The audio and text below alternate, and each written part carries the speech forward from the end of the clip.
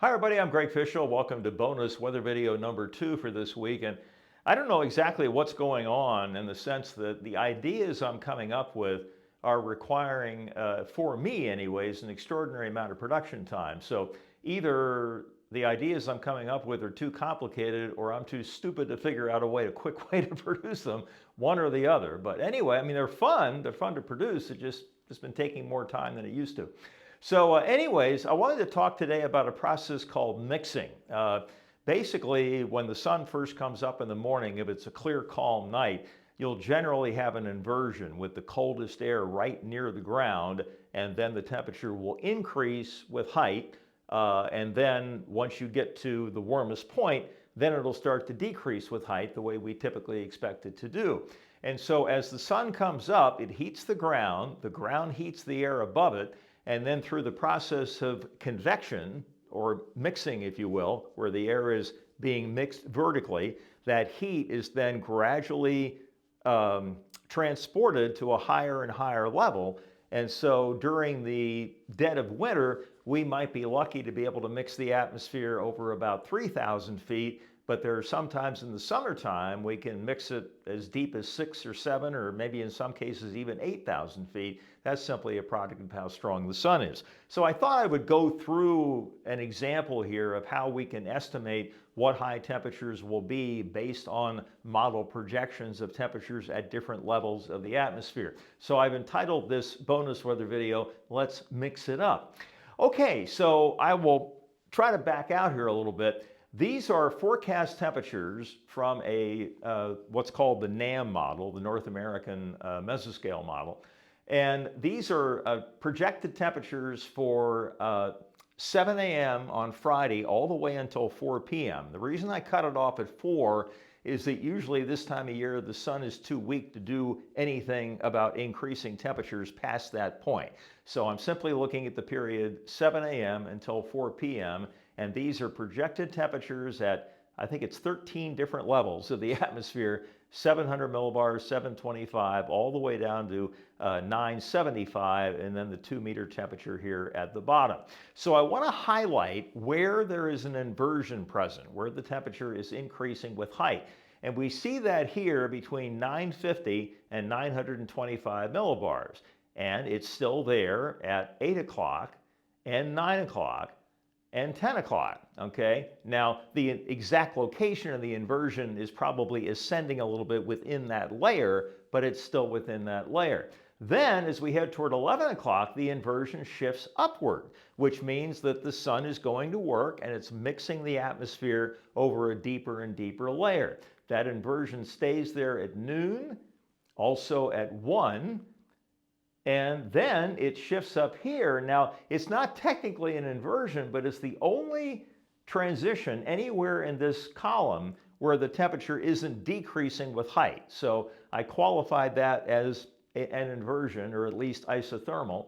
And then it turns into an inversion again, Friday at 3, and then again Friday at 4. And now we're looking at the layer between 875 and 900. Okay, so we started off between 950 and 925, and then we went up about 50 millibars to 875 to 900, meaning that the atmosphere is being mixed over a deeper and deeper layer.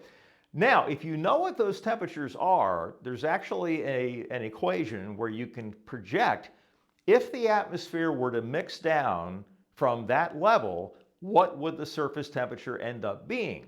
And because temperatures don't generally decrease at the dry adiabatic lapse rate all the way up to 700 millibars, generally you're going to get warmer temperatures the higher you mix up in the atmosphere. So I can demonstrate that here. If we were to mix down from 700 millibars, about 10,000 feet, all the way to the ground from the 7 a.m. Friday temperature, we would get up above 57 degrees, okay?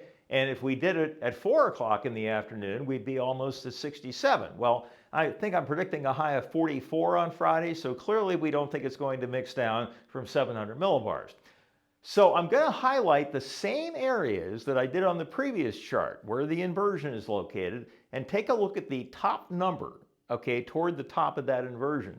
And so here you can see that if we did that from 925 millibars at 7 a.m. Friday, we'd be 31.8, quite a bit colder than what I'm projecting. Then we move along, 32.7, 34.1, 34.6. Then as the inversion lifts a little bit, now we're up to, my eyes are failing me here, 36.9,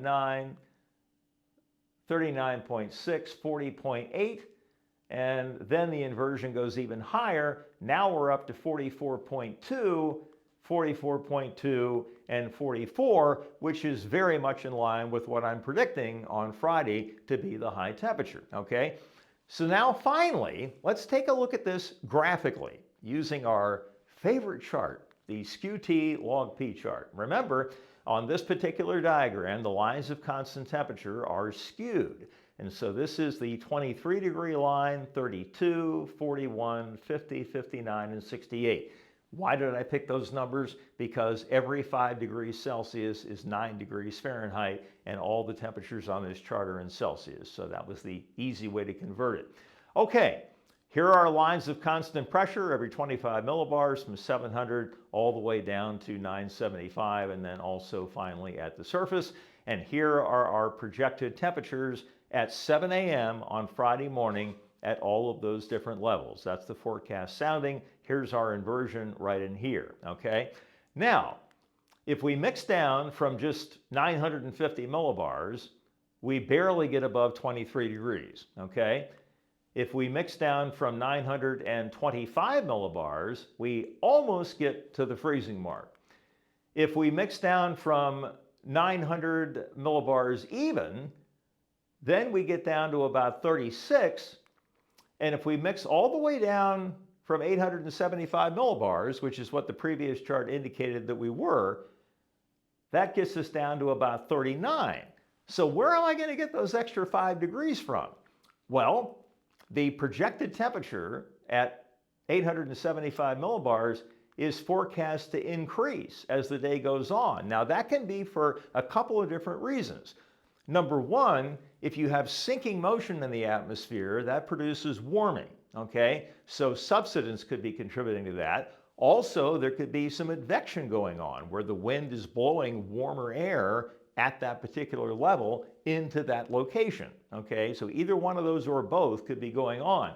But if we move that temperature over to here, which is what is projected to be at 4 o'clock, and take that down the dry adiabatic lapse rate, then we're to about 43, which is within a degree of what I'm looking at for a high on Friday. So basically what we do is we think, how deep a layer is the atmosphere going to mix down from?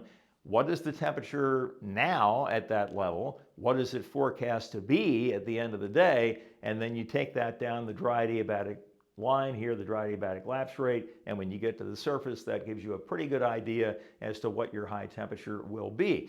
Now, there can actually be what are called super adiabatic lapse rates very, very close to the ground, okay? Where the ground, or the sun is heating the ground, and the ground is heating the air above it really, really strongly, okay? So on a bright sunny day, you can actually exceed this projection by a couple of degrees just due to the fact that the sun is heating the ground and the ground is heating the air immediately above the ground. Okay, that make any sense? I hope so.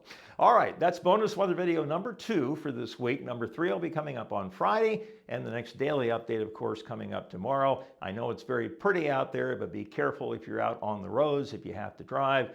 Just use common sense and you should be fine. And I'll talk at you again tomorrow. So you all take care. We'll see you soon. Bye-bye.